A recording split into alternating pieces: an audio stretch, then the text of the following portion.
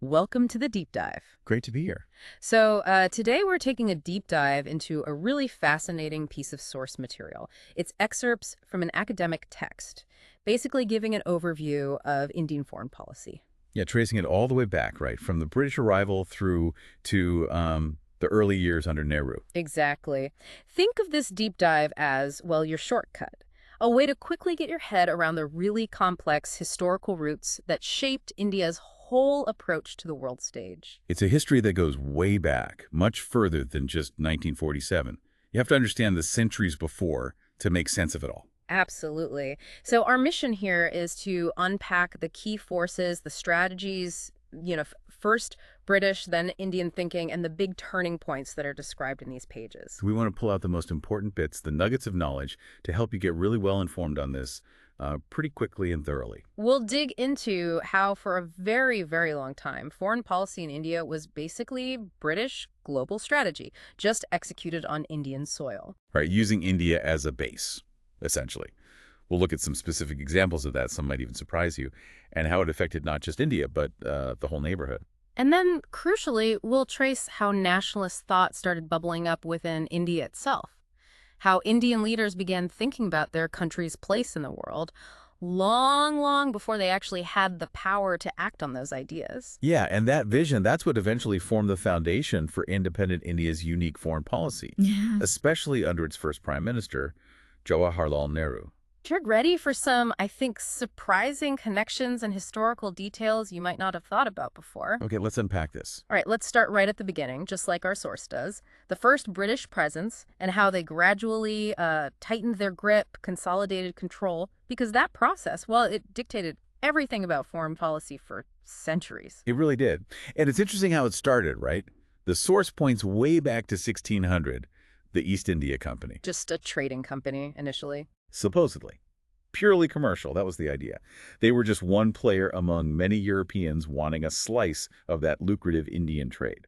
But as we know, that didn't last. The focus on trade it pretty quickly morphed into something much bigger. Yeah, territorial control. It seems almost inevitable looking back. The company wasn't just trading anymore. They were acquiring land, building forts, getting involved in local politics, local wars. And the source flag's a really key moment here. The Regulating Act of 1773. This wasn't just some internal company memo. No, this was the British government in London stepping in. It formally put key areas, Bengal, Bombay, Madras, where the company was strongest under British governmental control, at least partially. And it created that governor-general position, right? Exactly.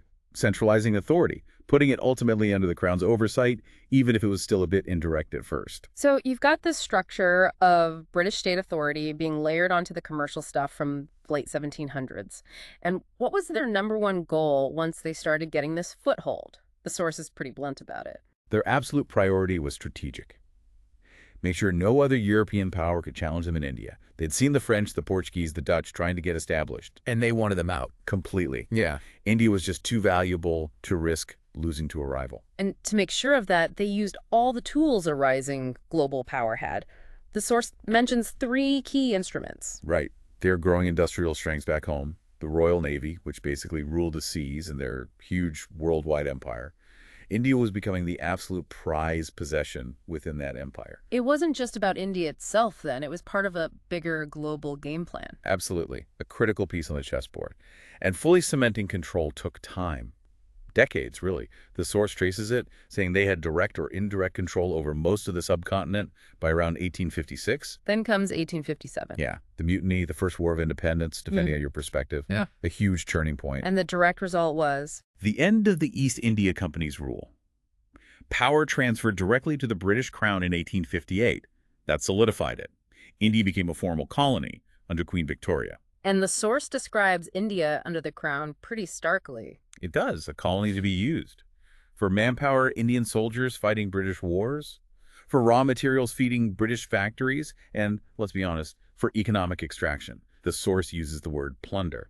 So India's wealth, its people, they became vital fuel for the British Empire machine globally. Absolutely integral. Think taxes, cotton, jute, soldiers. Yeah. All flowing out to support the empire. But even with this tight grip, the early 1900s see something else starting to stir, a nationalist feeling. Yeah, the beginnings of that desire for self-rule, for India to control its own destiny, it was growing, becoming unstoppable. And how did the British react? The source mentions things like the Acts of 1919 and 1935. Right. They tried to manage it, maybe co-opt it a bit, offer some limited participation, elected Indians in provincial governments, but always keeping the real power in British hands. So securing Indian help, like in World War One. Exactly. Getting Indian support and resources for the war effort, but without granting actual self-government or control over policy.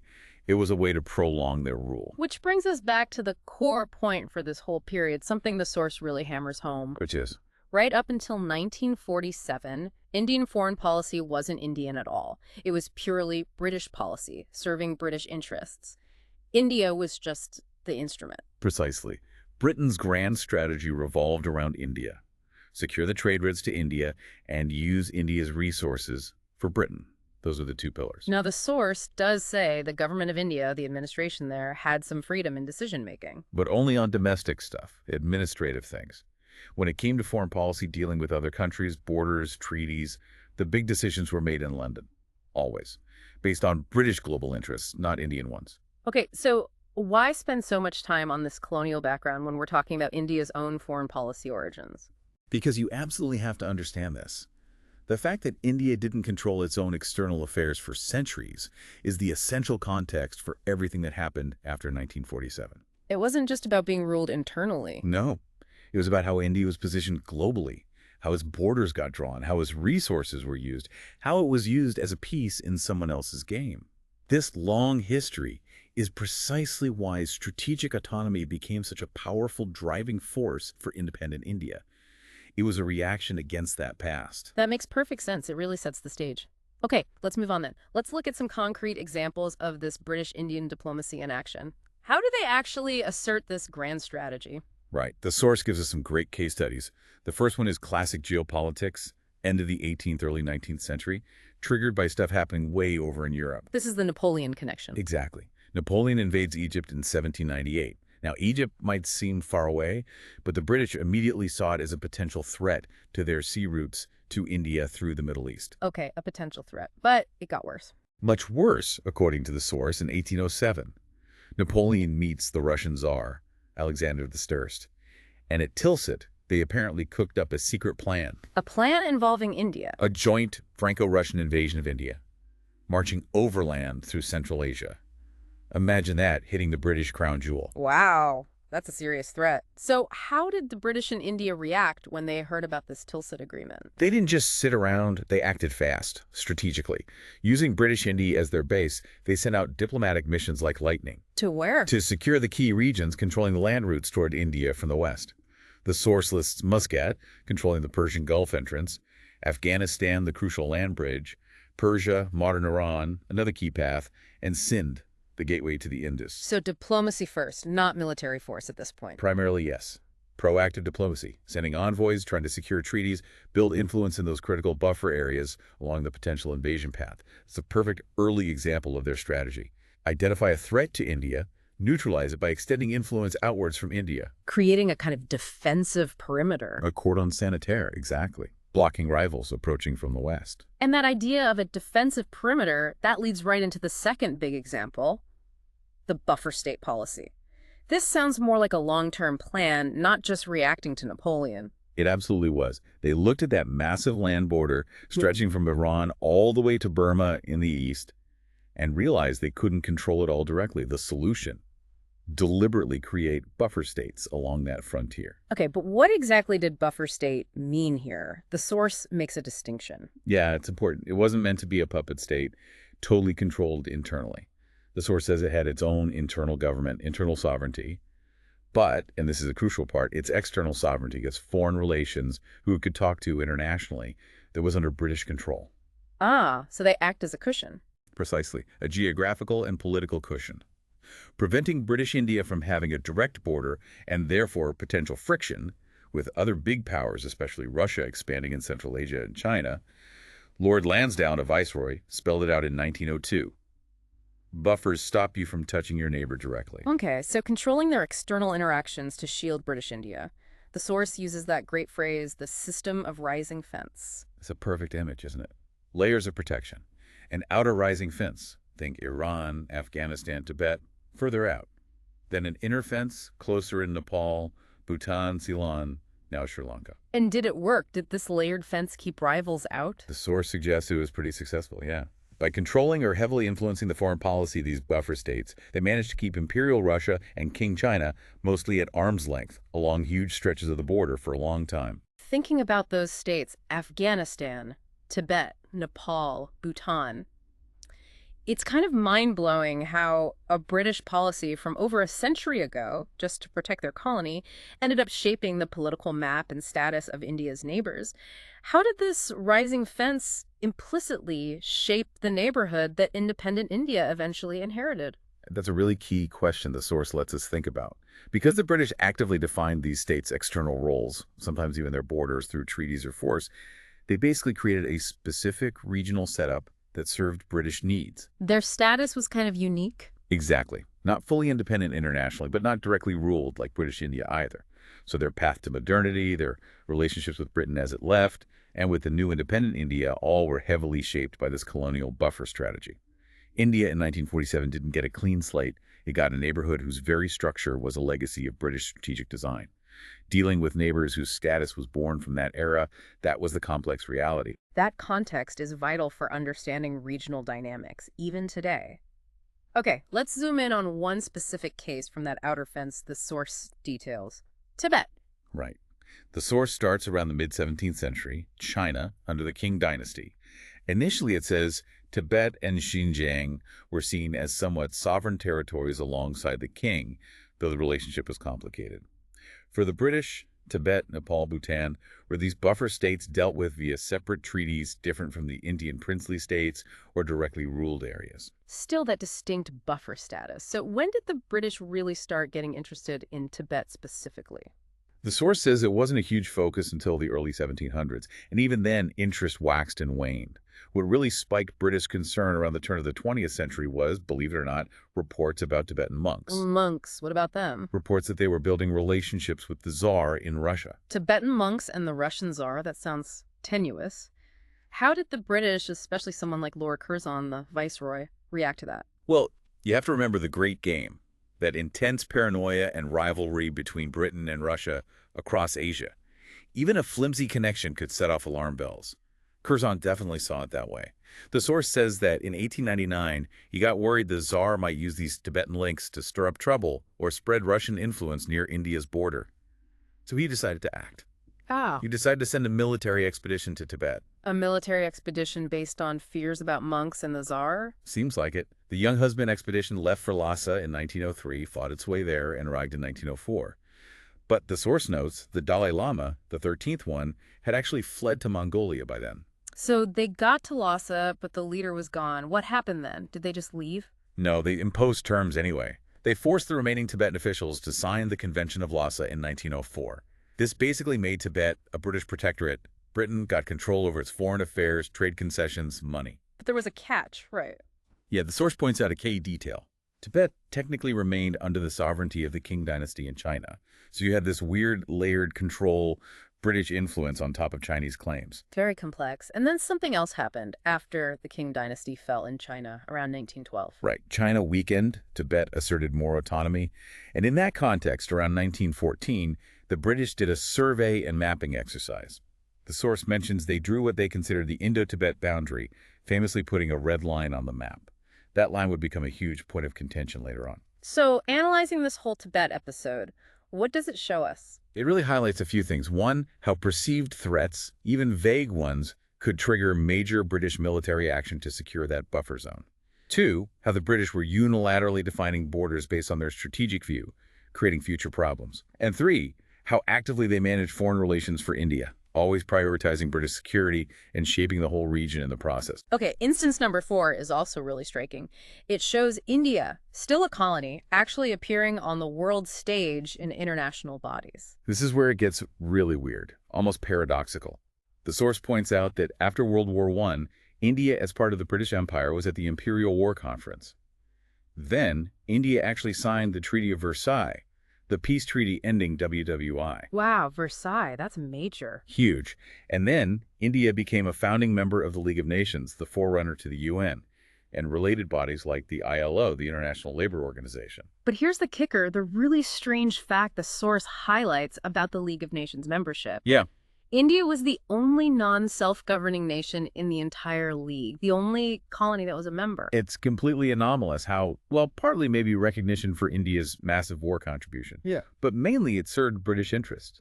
Having India there gave Britain basically an extra vote, extra presence, leveraging its colony's status. And this strange dual status continued right up to the end of World War II. It did. The source mentions India participating in the Bretton Woods Conference in 1944. The meeting that set up the whole post-war financial system, IMF, World Bank. Indian representatives were there, even while still under British rule. And finally, a founding member of the UN itself in 1945, still a British colony. It's this bizarre reality, isn't it? On one side, India's foreign policy is totally dictated from London. On the other, India as an entity is physically present, participating even if without real agency at the birth of the key global institutions that would shape the next era. It's a paradox that shows India's growing importance, size, resources, even while it lacked the basic right to run its own foreign policy. It was on the stage, but reading someone else's lines. Exactly. Seen as a major player by the British, but not yet acting for itself. Okay, so we've really dug into how Britain used India for its foreign policy for centuries. Now, let's make a big shift. Segment 3, the roots of independent policy. How did nationalist thinking inside India start shaping ideas about the country's future role in the world? Right, this is the crucial handover phase, mentally at least. The source says that real thinking, real discussion about international relations concerning India started happening within Indian society, among nationalist leaders, mainly in the later part of the 19th century. This is where the seeds were sown for future policy. And as nationalism grew stronger, moving from just wanting representation to demanding full independence, how did that change how Indians saw their country's place beyond its borders? Well, the source explains that as the movement got stronger, so did this broader idea that a free India shouldn't just be free for itself, but should champion human liberty and brotherhood everywhere. Indian nationalism started taking on this universal or global feel, connecting India's fight to everyone's fight for freedom. And a huge influence here was Mahatma Gandhi. Absolutely. The source highlights Gandhi's impact. His principle of ahimsa, nonviolence, wasn't just a tactic against the British. It became a core philosophy that deeply influenced how people thought a free India should interact with other nations. So ideals like nonviolence, peace, non-aggression, these became actual foreign policy goals. Explicitly stated goals, Yeah. rooted in that philosophy. And these ideas directly fed into what later became the non-aligned movement after 1947. So it wasn't just abstract talk, it was seen as practical statecraft. What about the main nationalist party, the Indian National Congress? What was their early thinking on foreign affairs? The Congress, formed in 1885, had an evolving view, as the source shows. Initially, it was quite pragmatic, tactical even, given how little power they actually had under the British. How did that pragmatism show up in foreign policy terms? Well, the early strategy was often about using limited cooperation with the British as leverage, support them on certain things, hoping to get concessions in return, especially getting more Indians into the civil service, using cooperation as a bargaining chip for more rights. The source gives that interesting example of them almost playing a double game. Yeah, tactically supporting the British against, say, Russian expansionism in Central Asia, publicly backing the British line. But privately, the source adds, Indian leaders knew Russia wasn't actually likely to attack India. So they understood the real geopolitics better than they let on, even while playing the game for independence. And they also started pushing back when they felt British actions went against what they saw as India's interests. Right. The source mentions opposing British expansion in places like the Northeast. Seeing it not as securing the empire, but as aggression against territory they were starting to view as India's. So you see this emerging sense of India's own territorial integrity, its own interests, separate from Britain's. World War I seems like a real turning point, leading to a lot of disillusionment. Definitely. India poured resources and soldiers into the Allied effort. Leaders supported the war, partly inspired by ideas like Wilson's right to self-determination. They hoped those principles would apply to India afterwards. But they didn't. When the war ended, Britain refused to grant India that right. Exactly. And that caused huge disillusionment. They felt betrayed. They'd supported the cause based on Allied ideals, only to be denied those same ideals themselves. It really exposed the hypocrisy. And the source links this disillusionment to an ideological shift in the years between the wars. It does. It talks about a growing tilt, especially among figures like Nehru, towards leftist ideas, towards Soviet Russia, partly a reaction against Western hypocrisy and imperialism, partly attracted by the anti-colonial stance of the Soviets. And this tilt, the source argues, really came through later in the non-aligned movement, seeking that third path, away from both the West and the Soviets. Now, beyond the independence struggle, these leaders also had bigger visions, especially for Asia. Yes, the source highlights a strong push for Asian unity, the idea of an Asian federation. It wasn't just talk. It mentions the first Pan-Asiatic Federation Conference actually happened in 1930, showing a real vision for regional cooperation among Asian nations, many also under colonial rule. So, thinking beyond just India towards a new regional order, how did this connect to the end of World War II and the creation of global bodies like the UN? The source draws a direct line. As WWII ended and the UN was being set up, Indian nationalists saw it as almost an expansion of their Asian Federation idea. From regional unity to a hope for a world federation, global cooperation through a universal body. And these ideas about India's values, its place in the world, the kind of global order it wanted, these actually made it into the debates when India's constitution was being written. They absolutely did. Sure. The source points to two key moments in the Constituent Assembly debates. First, and maybe most importantly for guiding principles, was the discussion around Article 51. Article 51 of the Constitution, what does that say about foreign policy? It sets out the goal: promote international peace and security. Yeah. And it lists how: maintain just and honorable relations with nations, respect international law and treaties, and encourage settling disputes by arbitration. That language, honorable relations, respect for law, arbitration, sounds very much like those Gandhian ideals we talked about. Exactly. And the source notes people in the assembly, like Biswanath Das and B.M. Kardekar, explicitly said this. They saw Article 51 as flowing directly from India's spiritual heritage, connecting ancient philosophy about harmony and justice to modern state policy, a conscious effort to make India's foreign policy uniquely Indian, not just mimicking the old power politics. Grounding it in its own civilization, what was the second foreign policy debate mentioned? The issue of joining the Commonwealth. A tricky one, obviously, given the link to the former colonial power. Should a newly independent republic stay in? It was a big debate about India's identity and future relationships. The source notes the eventual decision to stay in as a republic was quite pioneering. This whole section is fascinating. This is where you hear the Indian voice starting to really define its own foreign policy ideas, moving from being just a tool for Britain to figuring out its own principles, its own place based on its own history and values. This is the foundation being laid. Absolutely. The theory, the ideals, getting ready for the reality of independence. Which brings us neatly to segment 4. The dawn of independent foreign policy. Post-1947, the Nehruvian era. And the source reminds us, foreign policy doesn't happen in a vacuum. It's shaped by context, by history. When India became independent in August 47, the world was diving into the Cold War, two hostile blocs forming. And domestically, India was reeling from partition, huge economic challenges. So, given all that turmoil, what was the absolute top priority for the new government, according to the source? Economic rebuilding. Simple as that. Right. India was poor, drained by colonialism.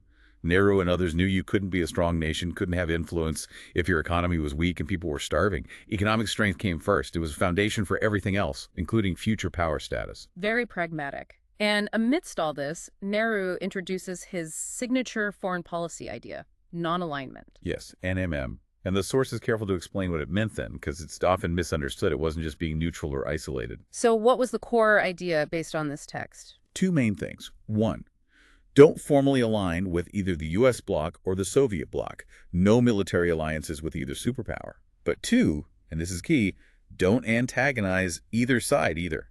Maintain relations, engage with both the U.S. and the USSR, try to pursue India's interests independently. Not anti either, just independent engagement with both. Why did India choose this path? The source gives reasons. It does. On the Soviet side, well, they never actually invited India into their camp anyway. And on the Western side, India's recent history made leaders deeply suspicious of capitalism, seeing it tied to the imperialism they'd just escaped. So aligning with the former colonial powers bloc wasn't appealing either. So considering the global picture and India's past, the source concludes non-alignment was really the only practical choice. The only middle course available is how the text puts it. The most pragmatic way for a newly independent developing nation to navigate that polarized world. The basic idea was interact with everyone, but don't tie yourself permanently to either side's mast. Maintain that equidistant stance. Judge issues on merit. Try to, yes, carve out that strategic autonomy. And beyond NA itself, the source stresses Nehru's deep faith in internationalism, especially in the new United Nations. He saw the UN as more than just a talking shop. Much more. The source says he saw it as a potential world parliament. He had real hope it could solve global crises. And that connects back to that earlier nationalist dream of a world federation, right? Exactly. It shows how those ideals from the freedom struggle were translated into the actual policies of independent India, mixed with the pragmatism needed for the Cold War and India's own huge domestic problems. Now, non-alignment was the principle, but it didn't exist in a bubble. It got reactions, faced challenges, and India's policy had to evolve. Let's move to segment 5. The challenges, the evolution, and that longer path towards aspiring to be a great power. Right. Even while championing non-alignment and focusing inward, India was active internationally from day one. The source mentions India getting involved diplomatically in places like Korea, the Congo, often in UN peacekeeping or mediation roles. But how did the big powers react to non-alignment, particularly the U.S.? Sounds like they weren't thrilled. Definitely not comfortable, the source says. In that stark Cold War mindset, you're with us or against us, India trying to stay independent was suspicious. The U.S. saw NAM as undermining their efforts against communism. If India wasn't actively with them, it was seen as hindering them, maybe even leaning the other way. And this American view had knock-on effects in South Asia, especially regarding Pakistan. Big time. The source basically presents Pakistan joining U.S.-led alliances like Seattle in 1954 as a direct result. The U.S. was looking for allies. India said no thanks to formal alignment, so Pakistan saw an opportunity and was welcomed in, getting lots of U.S. aid. This cemented the U.S.-Pakistan alignment and created a new, often tense regional dynamic shaped by Cold War rivalries. What about the other giant neighbor, China? How were relations in those early years after independence? Initially, quite positive. The source talks about a phase in the early 1950s based on civilizational amity, a sense of Asian solidarity after colonialism. India strongly backed the PRC internationally, pushing for its UN seat. This was the Hindi Chini Bhai Bhai, Indians and Chinese are brothers era. But that brotherly feeling didn't last. What went wrong? Growing distrust, mainly from the Indian side, according to the source. Why? Because of perceived Chinese interference inside India specifically, aiding Naga and Mizo insurgent groups in India's northeast. That kind of support eroded the initial goodwill. And this distrust plus border disputes eventually led to the 1962 border war, a short, sharp conflict, and a major shock and setback for India. Militarily and psychologically. Both. And the fallout went beyond the border itself. The source notes that after '62, the strategic environment changed dramatically. The U.S.-Pakistan link got stronger. And crucially, the Sino-Pakistan axis started to form China, supporting Pakistan. Suddenly, India faced a potential two-front challenge. How did that defeat in '62 change India's own approach, especially defense? It was a wake-up call. The source says it forced India to ditch its earlier policy of relatively low defense spending. Before '62, maybe they thought non-alignment and diplomacy were enough. The war proved that wrong. After that, defense spending and military modernization became a much higher priority. But India did recover from that setback militarily. Yes. The source points to the later victories against Pakistan in 1965 and especially 1971, which led to Bangladesh's creation. Those wins helped India, as the source puts it, come out of the eclipse of humiliation from 1962, restoring military confidence. The source also briefly mentions later doctrines under Indira and Rajiv Gandhi. Yeah, it refers to Indira and Rajiv Gandhi doctrines suggesting a more assertive phase, using India's growing military clout to increase deterrence in the region, sometimes intervening directly, like in Sri Lanka under Rajiv, maybe showing an evolution from the initial focus on purely nonviolent means. And then another big shift towards the end of the Cold War linked to the economy. Right. As the Cold War ended, the bipolar world dissolved. India, the source says, started using its growing economic weight as a tool of influence. Plus, the collapse of the Soviet Union, India's longtime partner, forced a rethink anyway. And this coincided with India opening up its economy in the early 90s. Exactly. Liberalization spurred growth. That new economic power gave India more leverage, more options. It particularly helped repair relationships strained during the Cold War, especially with the U.S. Economics became a key way to rebuild bridges. And the source wraps up this historical sweep by saying that since the 90s, India's been steadily building its standing, driven by economic growth and a changed world, with a clear long-term goal. Which is that consistent aspiration visible throughout its history to achieve great power status on the world stage. The means change, the context changes, but the goal persists. Okay, let's try and pull all these threads together in a final analysis. It's been quite a journey. We've seen India go from being literally a tool for British strategy, its foreign relations managed via buffers, reactions to Napoleon, To developing its own powerful nationalist ideas from within. Visions of freedom, brotherhood, blending ancient values with modern ideals like nonviolence and democracy. and then crystallizing into independent India's policy under Nehru, non-alignment, framed by the source as a pragmatic choice driven by self-interest, navigating the Cold War, engaging both sides, championing the UN. The source really drives home that this aspiration to be a major player, a great power, isn't new for India. It connects way back to its ancient history as well as modern hopes. And it makes a strong case that non-alignment, despite its difficulties, served India well during that bipolar era. It also highlights that core idea from the nationalist period, that India's path to greatness was seen, at least ideally, through moral idealism, non-aggression, peaceful means Article 51 stuff, not just raw power or conquest. A fascinating mix of idealism and real politics. Though, as the source acknowledges, it wasn't easy. U.S. suspicion, the China War, the need to build up defense. Foreign policy is never simple. Never a straight line. You have to adapt. So, thinking about this whole arc the source lays out from being controlled to seeking autonomy via buffers and then NM, to aspiring for influence through moral ideas, diplomacy, and later economic clout. How does this history resonate today? How does it inform India's approach now in the 21st century? Well, the source stops mostly in the 90s, but the historical DNA is clear.